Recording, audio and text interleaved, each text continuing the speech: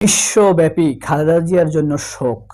সারা পৃথিবীর মুসলিম দেশগুলো তাদের প্রতিনিধি পাঠিয়েছে খালেদা জিয়ার জানাজায় অংশগ্রহণ করার জন্য। জাতিসংঘ থেকে আমেরিকা, আমেরিকান এম্বাসি থেকে চায়না এম্বাসি, সবখানেই শোকের নিস্তব্ধতা, কালো ছায়া। এর মধ্যে দ্বিচারিতা, মুনাফিকি, ব্যবসা সবকিছুই চলেছে। প্রথম আলো তো রীতিমতো খালেদা জিয়াকে বিক্রি করে দিয়েছে। তাদের প্রথম পৃষ্ঠায় 4টি বিজ্ঞাপন দিয়ে ভরে রেখেছে। আপনাদেরকে আমার দেশ দেখিয়েছি।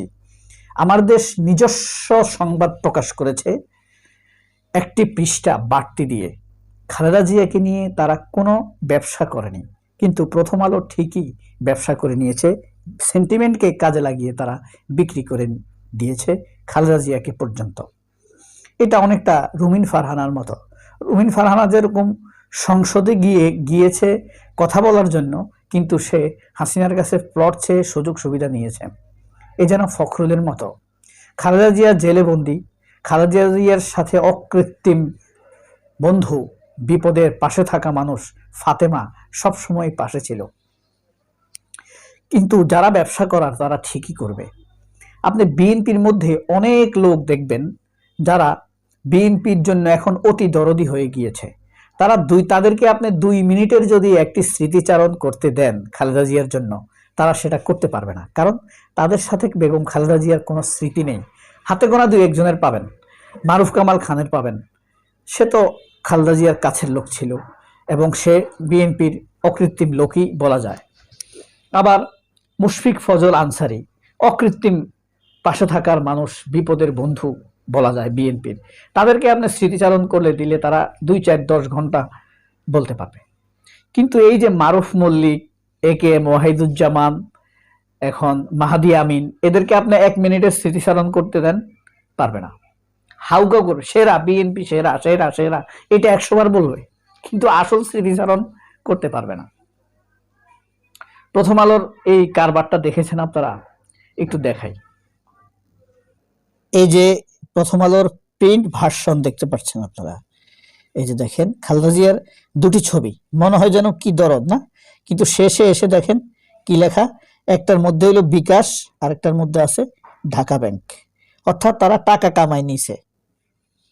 এরপরে দেখেন, এই যে দেখেন, এরপরে আছে অরিয়ন। অরিয়ন এটা প্রথম আলো গ্রুপেরই একটা ব্যবসা প্রতিষ্ঠান, শেয়ার হোল্ডার। এরপরে দেখেন ট্রান্সকম, হ্যাঁ, ট্রান্সকম কাদের? প্রথম আলোর মালিকই হইল ট্রান্সকম। এই হইল তাদের প্রথম পৃষ্ঠা, দেখছেন? তারা বিক্রি করে ফেলছে। এই হইল ফার্স্ট ফেজ, তারা বিজনেস করে নিছে। বেগম খালেদা জিয়া 80 বছর হায়াত পেয়েছেন। তার মধ্যে বলতে পারেন শেষ 20 বছর তার নির্যাতনেই কেটেছে। সেই 2006 সালের পর থেকে মইনুল আহমেদ যখন আসে, সেই শুরু হয় তার সন্তানদের উপরে অত্যাচার, এবং এই অত্যাচারের পথ সূক্ষ্মভাবে তৈরি করে দিয়েছে প্রথম আলো। আমরা তখনকার নিউজগুলো দেখেছি স্পষ্টভাবে। খালেদা জিয়ার বিরুদ্ধে MiG-29, তারপরে এতিমদের অর্থ আত্মসাতের মতো ভুয়া মামলা, তারেক রহমানের বিরুদ্ধে ভুয়া 10 টাকা অস্ত্র মামলা, 21 আগস্টের গ্রেনেড হামলা মামলা, যেখানে খালেদা জিয়াও, তত্ত্বাবধায়ক সরকারও তার নাম রাখে নাই, সেখানে হাসিনা এসে তার নাম ঢুকিয়েছে। 17 বছর নির্বাসন দিয়েছে। কে করেছে? সব হাসিনা করেছে। এখন খালেদা জিয়া যে ইন্তেকাল করেছেন, এখন যদি হাসিনা ক্ষমতায় থাকতো তাহলে বেগম খালেদা জিয়ার জানাজায় 100% বাধা দিত। আল্লামা দেলোয়ার হোসেন সাইদির জানাজায় পর্যন্ত বাধা দিছে, তারা দিছে না? বাধা দিত। কিন্তু এখন সেই হাসিনা বার্তা দিছে, বেগম খালেদা জিয়ার, মরহুমা বেগম খালেদা জিয়ার মৃত্যুতে বার্তা দিয়েছে। সেই বার্তা, হাসিনার বার্তা আবার প্রচার করেছে এই প্রথম আলো। এগুলো কি বিএনপি দেখছে না? বিএনপির বোদ্ধা যারা অতি উৎসাহী ভক্ত, তারা কি বুঝতে পারতেছে না? হাসিনাকে রিলেভেন্ট করার চেষ্টা করছে। প্রথম আলো আবার সেটা প্রচার করছে। এটা 3 দিক দিয়ে অপরাধ। এক দিক দিয়ে হলো যার অত্যাচারে খালেদা জিয়া কষ্ট পেয়েছেন, কষ্ট মানে দুরূহ কষ্ট পেয়েছেন, পরিবারকে তছনছ করে দিয়েছেন। সেই হাসিনা শোকবার্তা দিছে, তাদের মুখপাত্র হয়ে প্রথম আলো আবার সেই বার্তা প্রচার করছে। মানে আমাদেরকে কি বিরক্ত করছে না? পাঠক যারা পাঠক তাদেরকে বিরক্ত করেছে না? প্রথম আলো বিরক্ত করেছে। আবার মোদি আসছে, এটা খুব উৎসাহের সাথে প্রচার করছে মোদি, অথচ মোদির ছত্রছায়ায় এই দেশে গণতন্ত্রহীনতা ছিল 17 বছর। তার ছত্রছায়ায় এই 111 সরকার এসেছে, সেই তো বাংলাদেশের দুর্দিন শুরু। এই হলো প্রথম আলো খালেদা জিয়ার বিজনেস, খালেদা জিয়াকে বিক্রি করে খাওয়া। যেভাবে প্রথম আলো ব্যবসা করলো, এটা কি বিএনপি বুঝে না? ফখরুলটা বুঝে না? বুঝে। কেন কিছু বলবে না? কারণ হলো অনেকগুলো। ফখরুল প্রথম আলোর ঘরের লোক, এক। দ্বিতীয়ত ফখরুল আগে প্রথম আলোর যে সম্পাদক, সে যে রাজনীতি করেছে, ফখরুল সেই রাজনীতি করে। ফখরুলের নেতা ছিল এই মতিউর রহমান ছাত্র জীবনে।